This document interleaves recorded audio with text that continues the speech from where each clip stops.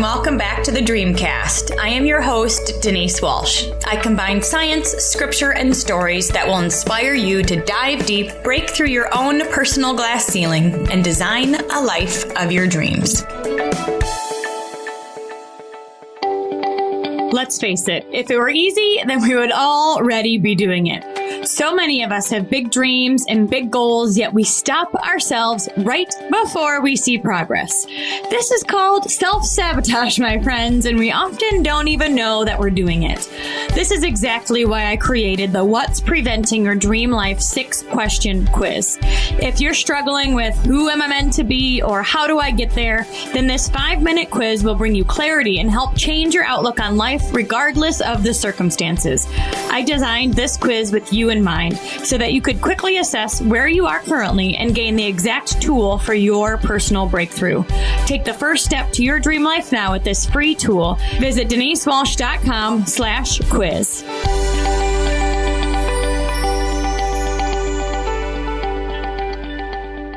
Big welcome back to the Dreamcast. In today's interview, I am interviewing an expert in a subject that we don't always spend time talking about.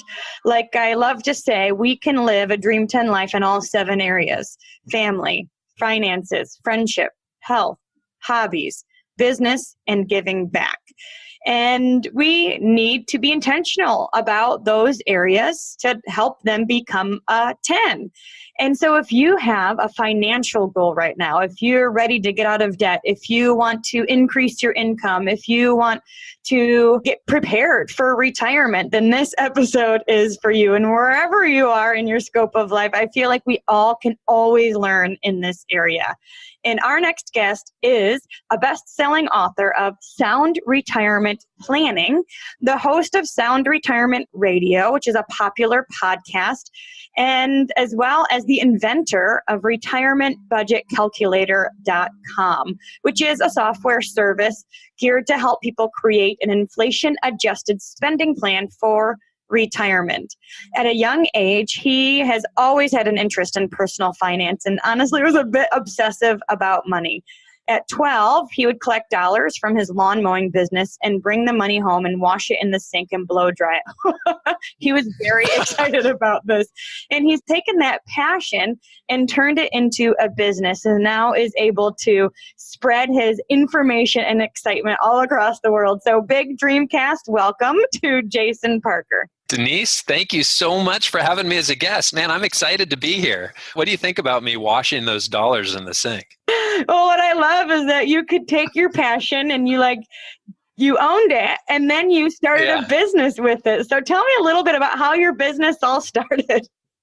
Okay, but before I do, I was so disappointed. I'd get those crusty dollars, I'd bring them home, I'd wash them in the sink, I'd blow dry them, they were perfect. And I remember I brought them to the bank to deposit them. And then I went to make a withdrawal a couple of weeks later, and they didn't give me back my beautifully blow-dried, washed bills. They handed me back stuff, and I was like, "Wait a second, this isn't my money. I thought they were going to give me my money back." That is so funny. You took it very seriously from a very early age. Yeah. So how cool is it? My dad used to say, if you get to do something you love, you never work a day in your life. And I didn't realize until I was in my mid-20s that you could have a career in personal finance. So I'm a financial advisor. We're a registered investment advisory firm. We operate as fiduciaries for the people that we serve. So we have a lot of responsibility. My niche has been helping people retire. So we work with a lot of people just getting ready to retire and those already in retirement. And it's just been a wonderful, wonderful journey. I'm excited. You shared with me that there's a lot of folks that listen to your show that are getting started in business and in life. And I just am excited to be able to pass some of that forward so that maybe some of my journey will help them. Yeah, absolutely. I would say a lot of us that are listening to the Dreamcast are wanting to find that career that also connects with our calling. And we have this passion inside, and some of us are able to use that passion with what we're currently doing, and some of us aren't, and we have a choice to make. Do we stay where we don't want to be because it's comfortable, or do we listen to ourselves, listen to that inner passion, and follow the joy? And it sounds like you were able to follow the joy, but you didn't know that you could until you were 25. What were you doing prior to that?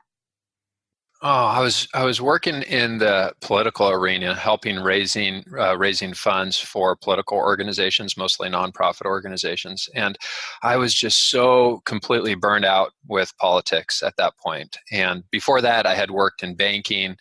But yeah, I was ready to make a change. And when I get a chance to speak to kids, oftentimes I'll share with them there's 3 steps to figuring out what you want to do next. And the way that this came about for me was I called my dad and I said, Dad, I've got to make a career change. I am so burnt out with this whole political discussion that I've been having with folks. And so he had a friend who was working in Florida for GE Capital. And he said, Jason, why don't you call this friend of mine and talk to him, see what he's doing, because he's very successful and he seems to love what he's doing. So I called that friend. That friend referred me to a guy in Seattle that was the regional manager. The regional manager referred me to a district manager, a gentleman named Dean Shenham, and Dean ended up becoming my mentor. But one of the things I've learned is that relationships are so important and being able to connect the dots to the relationships. So one of the things I found is that my dad is a huge connector for me. If I had never made that call to my dad, he wouldn't have connected me to the first person in Florida. But Dean ended up becoming one of the most influential people in my life. So that mentorship, finding somebody that is further down the path. I was in my mid-20s. Dean was in his mid-60s at the time. And one of the things I've learned about successful people is that they're just willing to share. They're not trying to keep things secret. And that was the opportunity I had with Dean. Dean passed away about 2 years ago, but definitely the most influential relationship in my life. So I have a question about mentors because I agree. When you're doing something new, or maybe you even are interested in seeing if it is something you'd be interested in, I think sometimes it's good to interview and ask a lot of questions to even see what does a day in the life look like for this particular career or this particular idea to see if it is something that you want to connect with. What did Dean do as a mentor that really helped you grow and take a step into your passionate business? This woman that we serve, she says, find somebody who has what you want, do what they do, and you'll get what they've got. But here's what Dean did that drove me crazy, because as a young man in my 20s, I wanted answers. And so I would go to Dean and I would say, hey, Dean, how does this work? Or what should I do? And Dean would never give me the answer. He would just ask me another question. And as much as I didn't like that at the time, what I realized Dean was really doing for me as a mentor was teaching me how to think, teaching me to be an independent thinker. And that was probably the most valuable thing that Dean did. The other thing that Dean did was he was an encourager. So sometimes I felt like the whole world was falling apart and there would be bad news about this, that, or the other thing. And Dean had a great sense of humor. He always had a joke and he would always encourage me. And he used to joke, he used to call me King Parker. That was the nickname they gave me because he said, Jason, you come to me and you ask me these questions and then you end up doing whatever you want to do anyways. So we'll just call you the king. And so but he had a great sense of humor. He was always encouraging and he asked me a ton of questions. And so I value that. I love that you said that because I think so many times we want people to tell us what to do. I mean, honestly, especially when you're kind of stepping into the unknown, you're like, tell me what to do and I'll do it. But tell me. And so what happens then is we become reliant on the other person to always tell us what to do. And what good mentors do, and I actually used to be a clinical psychologist, so I learned that skill too, Wow. was to reflect back. And really what you're doing is a good mentor, a good therapist, or a good coach, right, is teaching you how to think and how to trust yourself. So then, even when they're not there, you can kind of have that dialogue and learn how to take those steps. Every step. Yeah, that's so fun. Oh, and it's such a gift. It's such a gift. At this point now, I am trying to pay that forward. I'm trying to bring people onto our company that I can mentor. And I'm passionate about that because I find, one relationship can change your life. And so when you find that one person that's willing to pour their heart into you, that really is a wonderful gift. And it's a neat thing to be able to receive and also to pass forward. So. Yeah, I love it. And it reminds us as mentors or coaches or leaders that we don't need to have all the answers. Our job is to teach our people how to have the answers. And so asking good questions is a great way to do that. All right. So you found your first mentor. I'm guessing he was in personal finance? Yeah, he had a ton of experience. He had owned his own broker-dealer years earlier, and he at the time was working with GE Financial. And I remember when I met him at Red Robin over a hamburger, and he came in, he was wearing this really nice coat, and he kind of had a turtleneck on, and he had a bald head. And at the time, I didn't have faith in my life. And so I had been raised in a Christian family, but in my early 20s, I decided I didn't want to have anything to do with God. And so I'm sitting in this initial interview with Dean, and he says to me, Jason, I found that people that do best in this business believe in higher power.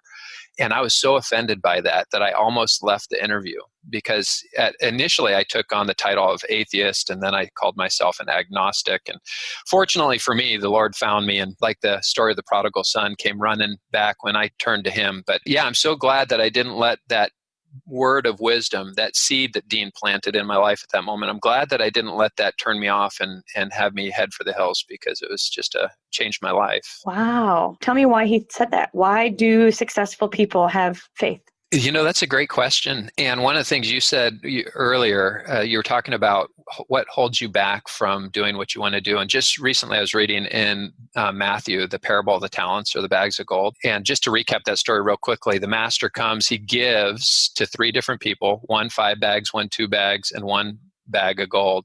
And when he comes back years later, the one that had 5 turned it into 10, the one that had 2 turned it into 4, and the one that had 1 said that he was afraid, and so he buried that bag of gold. So when the master came back, he only returned what had originally been given to him. And I've read that story so many times. That story has influenced the purpose statement that we have for our firm, but I had never read that phrase that he said, I was afraid, and so I buried that bag of gold. And I think, man, fear really is a tool of the enemy. It keeps us from really having an influence, from doing our best work, from stepping out and doing the things that are really most important. And so we've got to understand that fear is something that I would actually encourage people to experience more of. I experience a ton of fear every day, but knowing that we have a loving God that wants the best for us, that makes all the difference in my life. So, ooh, that's a beautiful story. And when you have faith, you can decipher when it's fear and when it's knowing that there's the other side, which is love, and stepping into that. I feel like so many times we have to choose which voice to listen to. Do we listen to the voice of fear and bury our talent because it may be more comfortable? Or do we step out and really grow and thrive, even if we're a bit scared along the way? Can I tell you a story about fear, how that impacted me recently? Yeah. So when my book first came out, it had a different title, and it had my picture on the front of the book. And I did that because I saw like Dave Ramsey and Susie Orman and Jane Bryant Quinn and Robert Kiyosaki, they all had their picture on the front of the book. So I figured, I got to have my picture. But the Lord, when he made me with these great big ears. So this goofy looking cover on the front of the book. And so the first book, when it first came out, didn't sell at all. There was nobody purchased it. And so about a year after the book had been out, it was a Friday afternoon, and I received a letter from some attorneys, and it was a cease and desist. And basically what they were saying to me was that I had violated their trademark. The title of my first book, I didn't research trademarks before I published the book, and found out that somebody owned those words, the title of my book, and they said, you can't use it. So they're telling me I had to basically unpublish my book and all this work that we had done around it with the website and the podcast. And it was just crushing. It was really one of the worst experiences I've had in my life. And that was on a Friday afternoon. And I wasn't sure. I was afraid that they were going to sue me, and they were going to take everything that we had worked for, because this was a huge company that owned those words. And that weekend, it took me a couple of days, but I finally picked up my Bible. And every once in a while, I like to open it up and just kind of see where it lands and just start reading randomly. And this just happened to bring me to the story of David and Goliath. And there was a story about David when he was a young boy working as a shepherd out in the fields. And it said, there was just this one line, and it said, when David was a young boy taking care of the sheep, he had to confront a bear and a lion. And when I was going through this turmoil, I read that for the first time, I thought, how do you get somebody ready for the biggest fight of their life when you're going to go before a giant? How do you get them prepared to be strong and have confidence that you can take on that challenge? And of course, God was putting this bear and this lion before David as a young boy in the field. And to me, that was like a light bulb moment. I thought, maybe this isn't something that, this letter from the attorneys isn't designed to tear me down. Maybe it's an obstacle to help me get to the next level. So it was after I read that, and then I read, I can do all things through him who gives me strength. And I was like, okay, I can do this, Lord. So I republished the book. I gave it a new cover, and I added 40% new content. I changed the content to match the planning process that we take people through. And it was then that the book ended up becoming a #1 bestseller on Amazon. But had I never had that fear, had I never had that challenge, I never would have taken the book and redid it. And so as I look back, that was one of the worst moments of my life, turned into one of the greatest victories of my life. And so I just want to encourage people out there today, if they're going through a challenge and they're not sure why they're being faced with it, maybe it's an opportunity to make them stronger, to get them ready for something bigger. That's what I found. And so I try to take that perspective now when the challenges and the fear I'm being confronted with, it's like, okay, this is a growing opportunity for me. How can I get better? Ooh, that's a beautiful story. And I'm thinking of times in my life where I felt like a wall was put in front of my path, and it ended up making me stronger and better once you get through it. And I'm sure people are thinking of hard things, hard situations that they've experienced that ended up refining them, and they came out better on the other side. Now, when you're going through it, you don't see it. There is another side. There is hope. There is another side. Don't give up. Don't quit. Don't throw in the towel. Keep going. Keep pushing forward. And congratulations on #1 on Amazon. This is Sound Retirement Planning. Is that right? Yep, that's right. Awesome. Guys, check it out. And okay, so you were with Dean, and I know he's taught you several things, and there's a formula that you learned that helped you get started in this business and grow your company. Yes. Well, so the first thing is when I talk to the kids, #1, you've got to find an opportunity. #2, you need to find a mentor. And then #3 is faith. So when Dean planted that seed, but it took me a little while to actually find the faith component. And so when I found faith, that's when everything really started to click for me. But since then, maybe close to 15 years ago, I started a mastermind with a group of guys. And so every Friday morning we get together from 7:30 to 8:30, and we talk about business and we talk about life and family and faith and just kind of where life is going. And that has been huge for me as well. So having a mentor and then having a mastermind group, a group of people to share best ideas with and people to kind of reel you in or encourage you forward, that's been really valuable. And so every year, this mastermind group in January, we get together and we go out to a local resort, and we spend the entire day together. And we just set out our goals and our plans for the new year. And so we've turned that into a formula. And as I've listened to some of your podcasts, Denise, I know that you have these journals. And man, I'll tell you, journaling has been huge for me in terms of gratitude and just being grateful for everything that I've been given. So, but yeah, there is a formula, and it starts every year we start new, and we just go through this exercise to design a really wonderful year. And I'm happy to go through that exercise with you. I don't know if your listeners want all of that information, but it is a fun exercise to go through. Absolutely. I'm all about doing it. It's one thing to hear it and learn it. There's a third thing of actually putting pen to paper and going through the material yourself. And you guys, that's when you see true transformation. And before we jump into your exercise, I'd love to hear, how did you find your mastermind? Because there may be people out there that are going, I want to do life with like-minded people. How do I find them? Life is all about relationships. So, the most important thing I've learned is that relationships are everything. And so it was actually, my son was in T-ball, dusty bottoms. It wasn't even T-ball yet. The kids run the wrong way around the bases. And one of the other dads, he owned a woodworking business. He made custom bunk beds. And he and I started talking, and he said, why don't we meet down at the coffee shop Friday morning? And then shortly after that, we had another friend who owned a wood flooring business. And so he started showing up. And now we've got a guy that's a pharmacist, and a guy that owns a real estate brokerage, and a guy that owns a window shop, and a guy that's a chief technology officer. But so it was really just being in relationship with people and asking questions and saying, hey, let's meet for coffee. Coffee can really be a life changer, I guess. That's how I justify my addiction. It's a connector, isn't it? Everybody says yes to coffee. Well, and I love it. It's not hard. It really is just keeping your eyes and your heart open and then asking, and one person leads to another that leads to another. And now years later, you have a group of guys that are doing life together and planning and being strategic and holding each other accountable in all areas of life. So I'd love to hear, what is the exercise you do at the beginning of each year? Okay, so we've formalized it. It's a formal process because there's a group of men, and this year I think we had 8 of us that got together. The first thing we want to do is we want to share collective wisdom. So we ask everybody in the group to take 5 minutes and share the most important thing that they learned from this past year. And so that's really, really powerful. When you've got smart, hardworking, intelligent, motivated people and they share just the best bit of wisdom, that's really my favorite time. We want to limit it to 5 minutes because we want them to be precise in their thinking. And then after they share, then we, as a group, we just kind of can take some time to ask questions. So that's the first part of the meeting. The next exercise, there's a quote by Steve Jobs. He said, "Remembering that you are going to die is the best way I know to avoid thinking you have something to lose." And I heard when Steve Jobs was laying on his deathbed, his family was around him.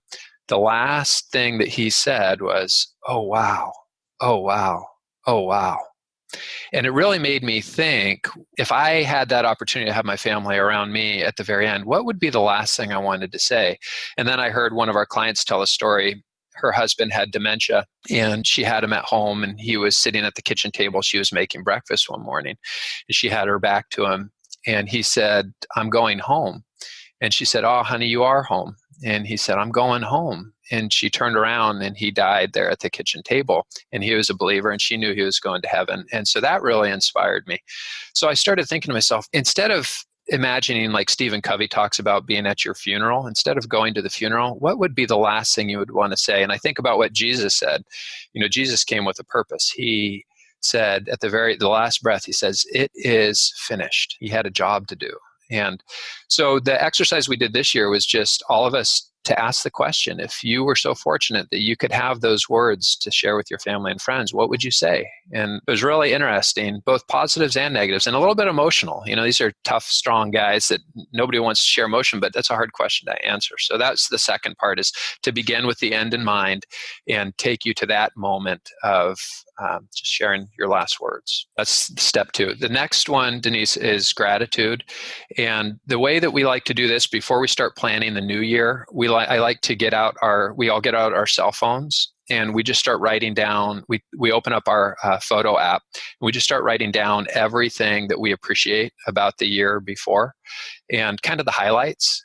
And it is so much, after you go through that, you're like, man, how can life get any better?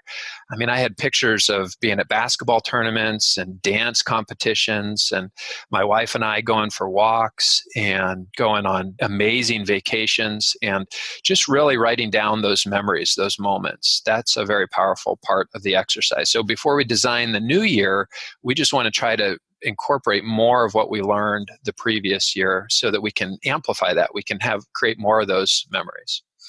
The next one is to build a purpose statement for our life. And so the purpose statement is by asking very intentional questions. And I won't go through all the questions now, but we've really turned it into a formula where you answer these questions and then you use the questions to fill in the blanks for the purpose statement. So I have a purpose statement for my life and for my business. And I find that when you're really intentional, very clear about what's most important to you every day, then it just helps you to live your best life. Then after we create our purpose statement, then we prioritize. So we go through the different areas of life. So lifestyle, mental, relationship, spiritual, physical, family, financial, and career. We only get 30 seconds to write down one thing for each one of those areas. And then afterwards, we have to go through and circle our top 3. So it's a really, again, clarifying exercise because you can't have too many goals. I found if I have more than 3 goals, I don't remember what they are. So you can only have 3. You have to prioritize. And then the next one is, and this is one that I learned from Dean. My mentor taught me to become a good finder. And the way that I do this is similar to what you teach, but I have a journal for the 3 most important people in my life, which is my wife, my son, and my daughter. And every morning when I come into the office, I write down just one thing that I remember that I love about them from the day before. And I'll tell you what, when you are thinking about all of the good things that you appreciate about people, you just live this really wealthy, rich life. So that's the next piece. And then ultimately, and again, this was a game changer for me, but having faith, learning to trust in God, that God has the best for you, that was really a game changer. So that's the final piece of the puzzle, is the faith piece. I love it. I love it. I wrote down the list and yes, it absolutely aligns with everything that we do. And I think it's so powerful to not only do it yourself, but to get together with other people so you can verbalize it, so you can process it a bit more, so you can brainstorm ideas. And sometimes even hearing their goals and their ideas can spark some more in yours.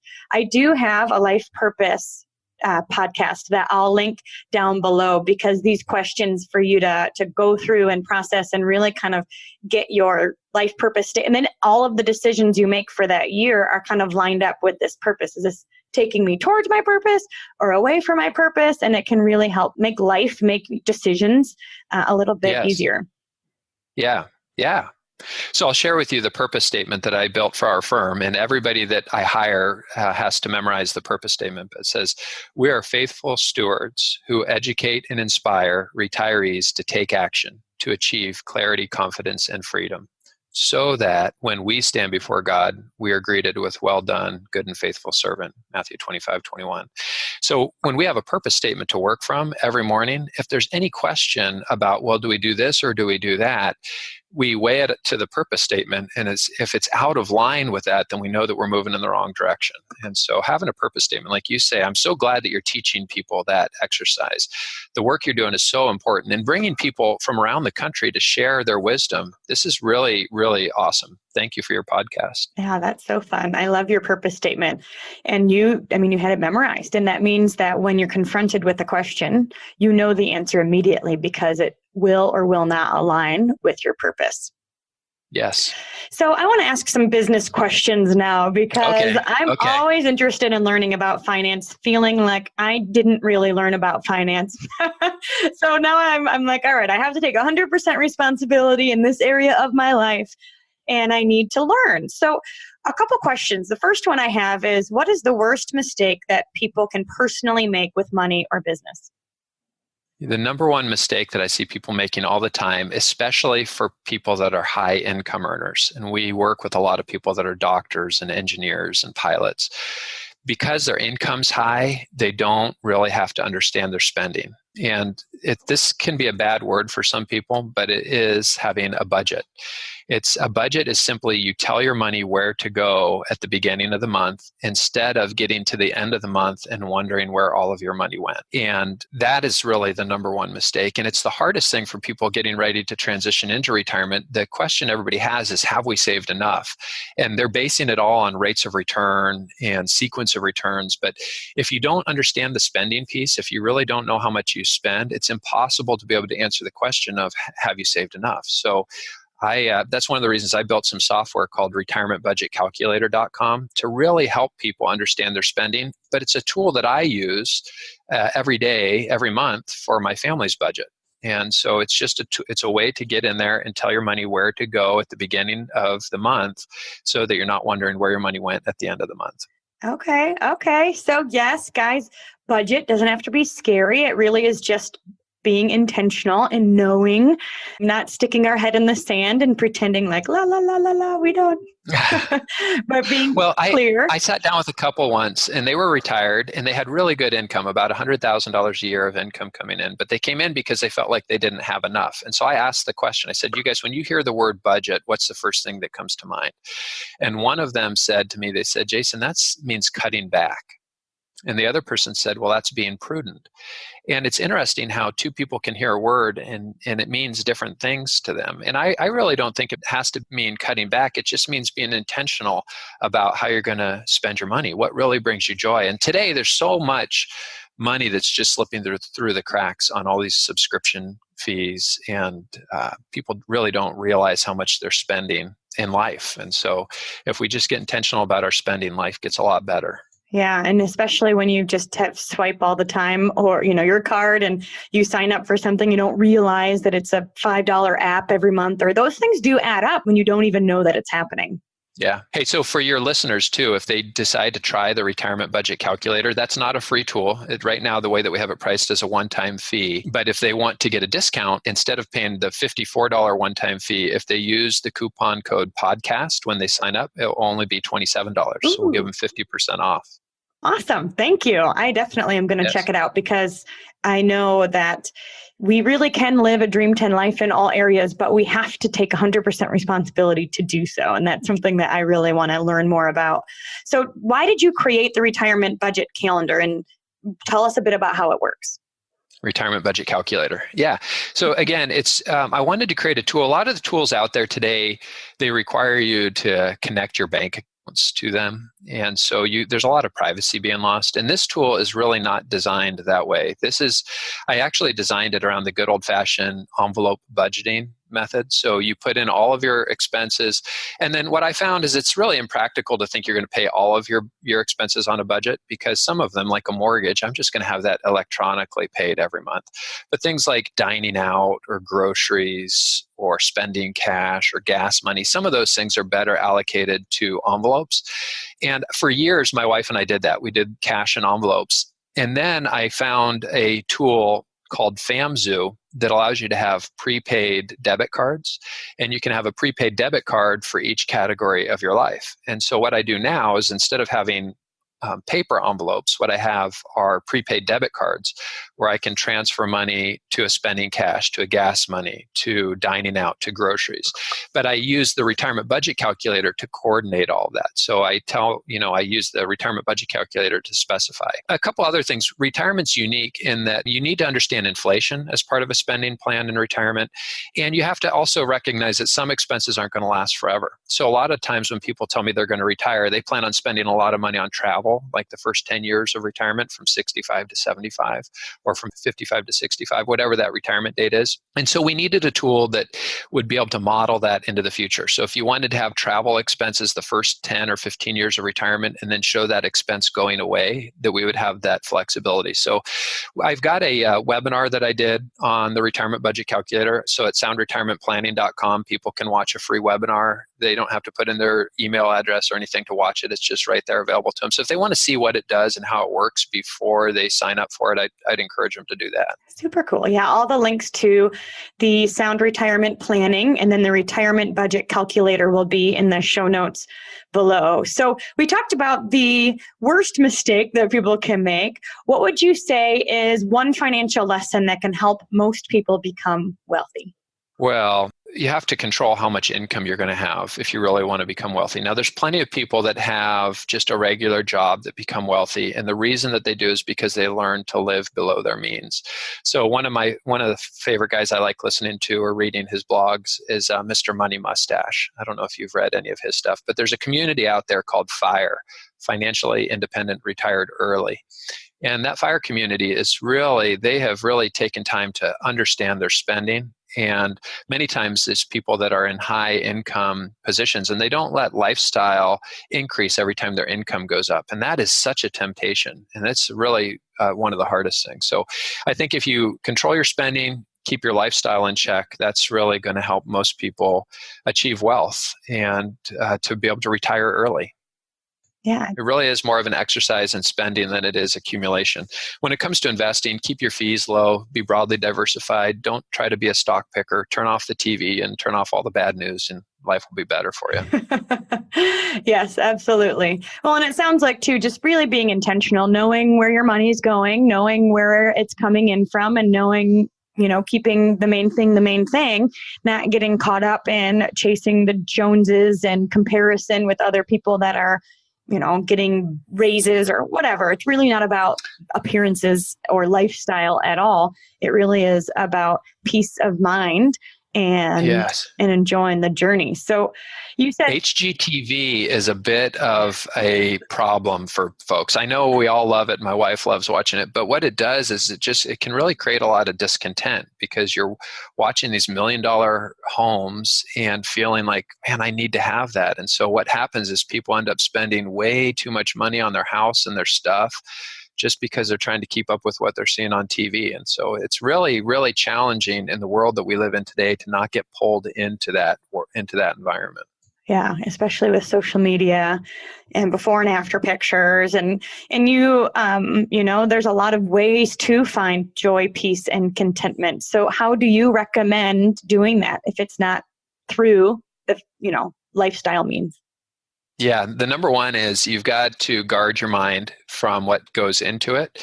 And years ago, we turned off cable television in our home, and that has made a huge difference because that is poison. My sister, when she was in college, she was in a communications broadcast for the local college, and they had a saying that whatever bleeds, leads.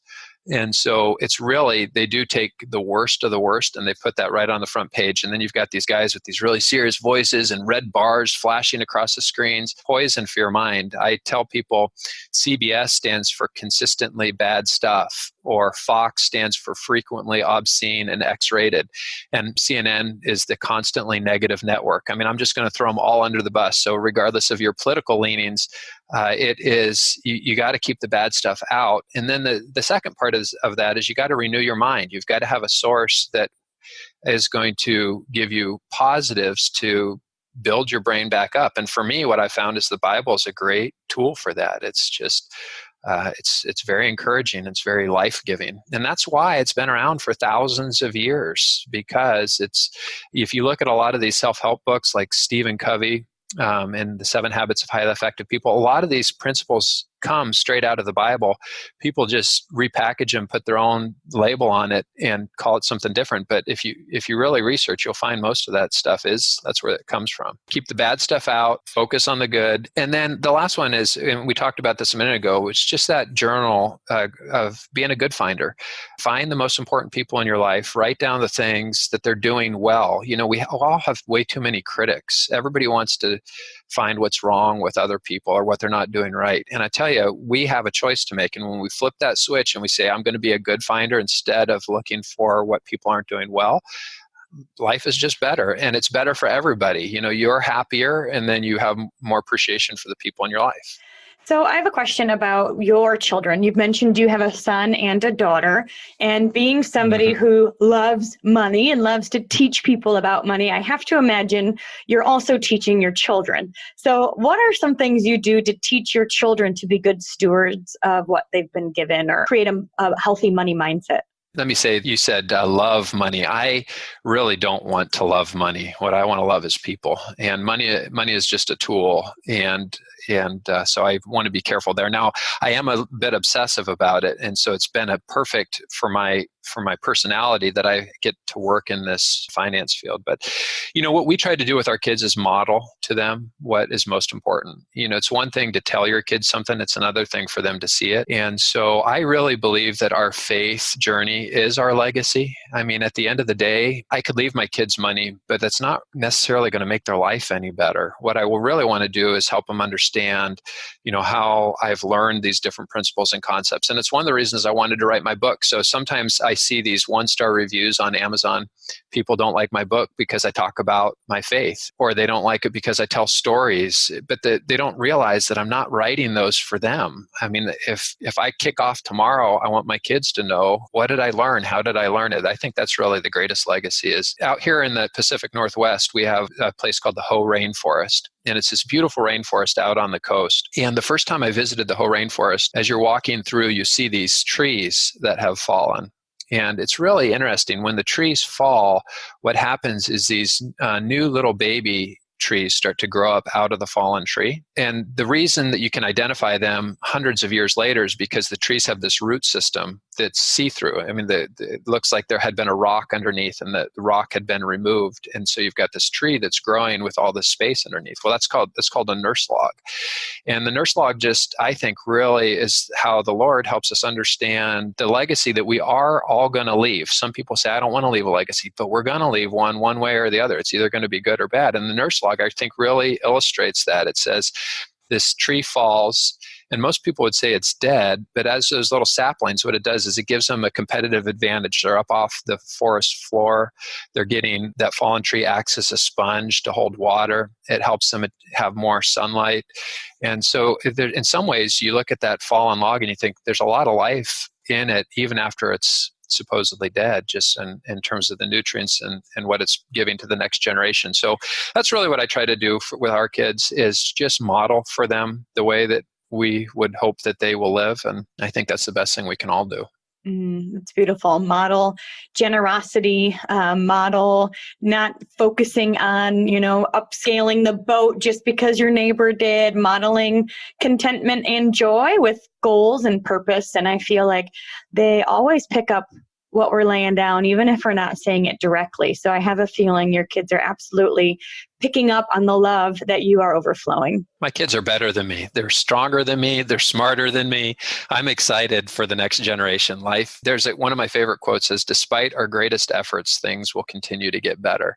And I see that in my kids, and I know that life is going to be really great for them. So that's awesome. Now, you said that you are mentoring people now, knowing how important mentors were to you.